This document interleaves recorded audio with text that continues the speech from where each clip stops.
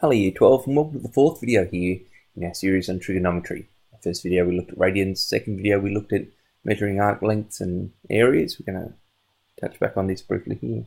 In our third video we looked at the graphs of trig functions and we learned about things like amplitude and period, which sketched some of those fairly straightforward functions with variations to their amplitude and period.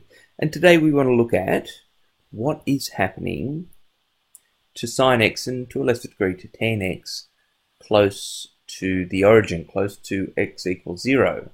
Why do we want to do that? Because that brings us to the fundamentals of calculus, okay, to differentiating.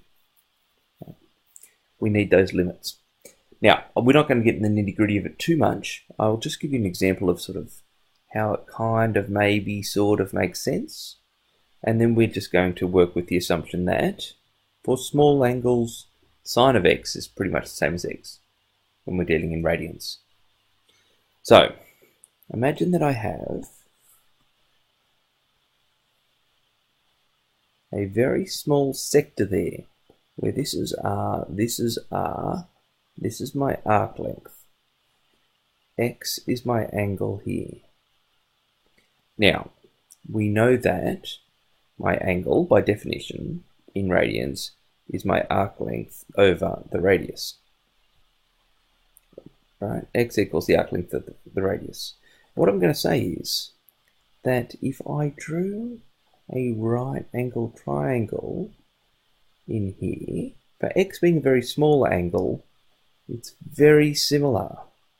Okay, that the height of this side here is going to be pretty close to the length of that curve there. They're going to be very similar.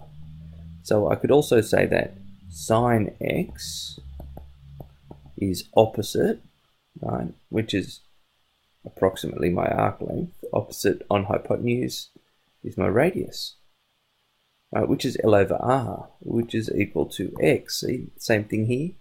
So for small values of x, sine x is approximately equal to x. See how this works? I want an approximate value of sine 1. Well, I know that sine 1 degrees is equal to, now it's got to be in radians, so that's the sine of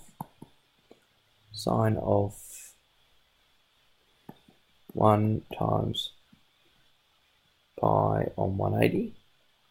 So we do the conversion, equals sine of pi on 180.